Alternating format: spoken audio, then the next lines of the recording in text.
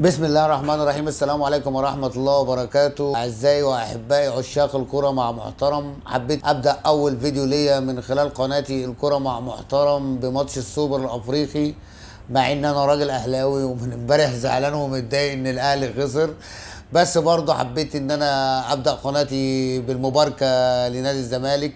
عايز اقول الف مبروك لنادي الزمالك، الف مبروك لمجلس ادارته، الف مبروك لجماهيره، الف مبروك لعشاقه، الف مبروك لكل ما ينتمي الى الكيان الكبير اللي هو كيان نادي الزمالك. وانا كراجل اهلاوي وبصدر رحب وبسعة صدر بقول الف مليون مبروك لنادي الزمالك.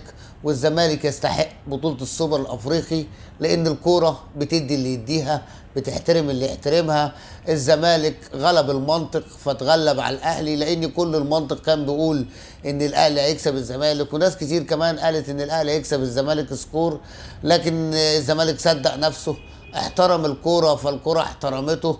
الزمالك كان عنده شغف اكتر، كان عنده باور اكتر، يعني يعتبر عايز اقول لك يعني فنيا الاهلي شبه ما جاش، اللي بيقول لي جه 10 دقايق ربع ساعه، لكن الزمالك ادى والزمالك يستحقها. والزمالك يا جماعه نادي كبير، وزي ما كل الدنيا قالت ان مباراه القمه بين الاهلي والزمالك دايما ملهاش مقاييس، بتختلف من حاله لحاله على حسب حاله اللعيبه في ساعتها، لان الاثنين فرق كبيره، والزمالك كان كبير والاهلي كان اكبر طبعا. لكن الف مبروك لنادي الزمالك للمره الكتير، يعني احنا هنبارك للزمالك. بس انا كنت عايز اوجه رساله للزمالك، عايز اوجه رسالتين للزمالك. اول رساله، في حاجات كتير بنتباع على السوشيال ميديا من ساعه الزمالك ما كسب الاهلي، البال الحلال اهو، البال الحلال اهو، البال الحلال اهو.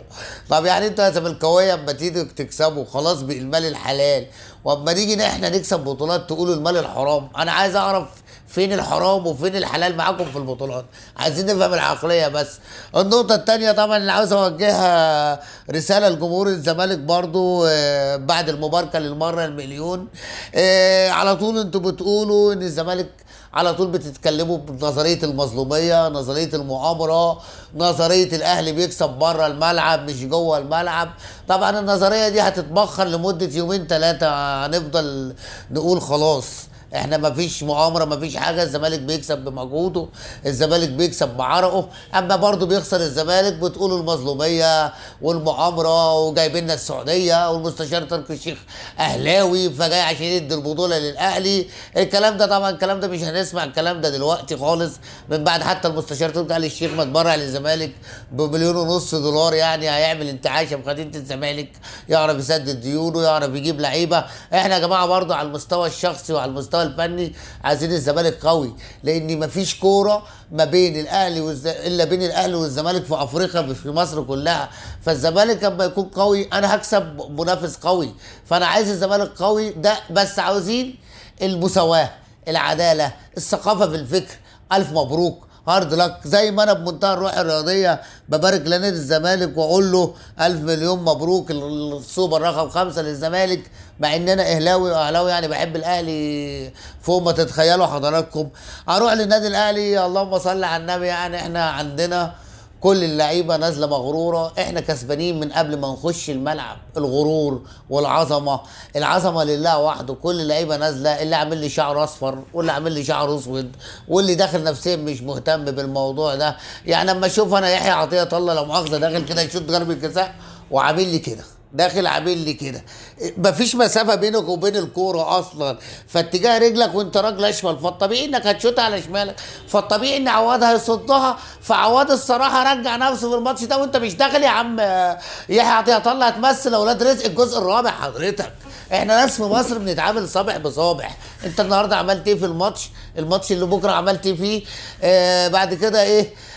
يعني عايز اقول لك الاهلي ما اداش كوره، هي اصلا المباراه كلها على بعضها ما فيهاش كوره فنيه، زي كاس السوبر بتاع سنه 94 احنا ما قدمناش كوره لحد يتفرج عليها. بس الزمالك يستحق البطوله، الزمالك امن بنفسه، امن بحظوظه، صدق نفسه، تعب، قفل على نفسه، ما تكلمش. الاعلام كله جاي من ناحيه الاهلي، هنكسب، هنروح، هنيجي. زي ما بقول لك المباراه الاهلي والزمالك ما لهاش مقاييس، الزمالك فيه الاهلي فيه اخطاء، انا اسف لازم يراجعها. الاهلي ما كانش موجود، ما فيش حد، امام ما لعبش كوره، حسين ما لعبش كوره، وسام ما قدمش كوره، اغلبيه مفاتيح الاهلي اللي بتلعب في النادي الاهلي ما قدمت لناش كوره.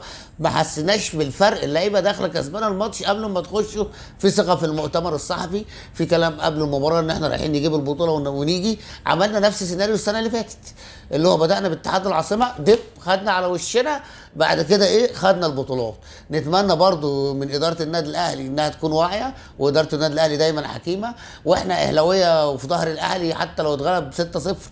ناس في اوروبا بتتغلب 7-2 و8-2 وتاني يوم تروح التدريب وتشوف البطوله اللي بعدها يعني الكره كوره، هي متعتها في كده، شغفها في كده، في المكسب، في الخساره، في الارقام السلبيه، في الارقام الايجابيه، بس احنا بنعشقها عشان متغيراتها. واحنا اهلاويه في الدم ده بيجري في دمنا احمر. انا بحب الاهلي اكتر من حاجات كتير. فالمفروض نقعد اداره النادي الاهلي تحط النقط على الحروف. يا ريت نعمل زي الموسم اللي فات، ما نضيعش كل اللي ضاع، نبدا ناخد كل البطولات زي ما خدناها الموسم اللي فات. واتمنى التوفيق للنادي الاهلي، وفيديو قريب ان شاء الله هنتكلم عن النادي الاهلي بشكل اكتر من كده، لان النهارده الفيديو معمول لنادي الزمالك عشان نبارك له والجماهير ونهنيه. السلام عليكم ورحمه الله وبركاته.